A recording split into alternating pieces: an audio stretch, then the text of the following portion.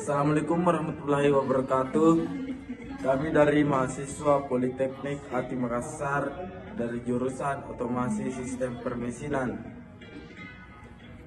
Sebelum kami memasuki presentasi, izinkan kami memperkenalkan diri, yaitu saya sendiri Aslan dengan NIM 24 OSP 029. Saya atas nama Fakhrul Zaki Pratama Putra dengan NIM 24 SP 038. Saya Aryan Sampel NIM 24 OSP 025. Saya Fadila Maksya NIM 24 OSP 036. Baiklah, dalam video kali ini kami akan menjelaskan hasil praktikum dari perakitan komponen dual inline package ke printed circuit board. Yaitu materi pertama adalah teori dasar yang akan dijelaskan oleh Ariel Sampe. Yang kedua adalah pengenalan komponen yang akan dijelaskan oleh Fadila Marsya, dan metode atau teknik untuk pemasangan komponen ke PCB yang akan dijelaskan oleh Aslan, dan sebagai kesimpulan yang akan dijelaskan oleh saya sendiri. Baiklah. Baik, saya Aryo Sampe akan menjelaskan teori dasar dari komponen DIP. Komponen DIP atau Dual Inline Package. Komponen Dual Inline Package merupakan jenis kemasan komponen elektronik yang paling umum digunakan dalam pembelajaran dan perakitan rangkaian elektronik dasar. Komponen DIP memiliki dua baris kaki atau pin yang sejajar dan dirancang untuk dipasang ke papan rangkaian cetak atau PCB melalui lubang-lubang. Jenis kemasan ini banyak digunakan pada IC, microcontroller, dan chip logika digital. Keunggulan dari komponen DIP adalah kemudahan pemasangan dan pelepasan, serta dengan breadboard dan soket IC, bentuk fisiknya persegi panjang dan mudah dikenali, menjadikannya ideal untuk pelatihan dan prototip. Karena kakinya yang panjang dan terpisah, komponen ini juga memudahkan dalam proses penyolderan manual. Oleh karena itu, pemahaman tentang karakteristik dan penggunaan komponen DIP sangat penting sebelum melakukan perakitan pada PCB.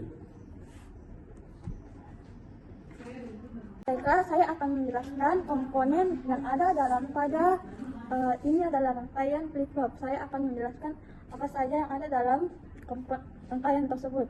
Pertama ada kabel jumper 2 hitam dan merah. Kemudian ada 4 lampu LED, yaitu 2 lampu LED merah dan 2 hijau. Ada juga kapasitor.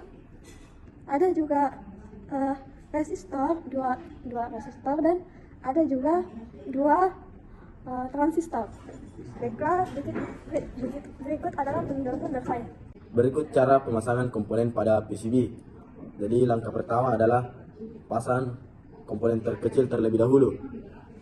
Setelah memasang komponen terkecil, lanjut penyolderan.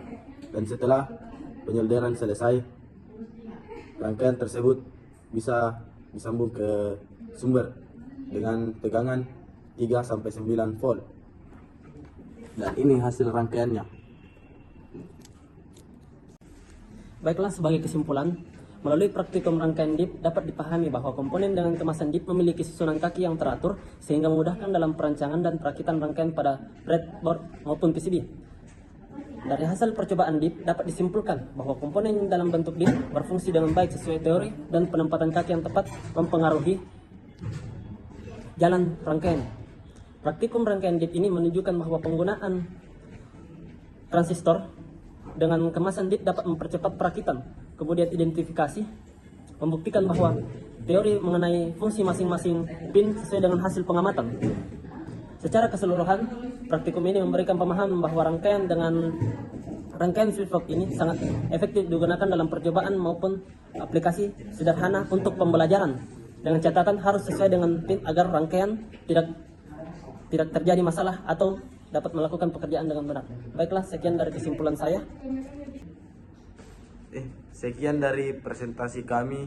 Kurang dan lebihnya mohon dimaafkan. Assalamualaikum warahmatullahi wabarakatuh.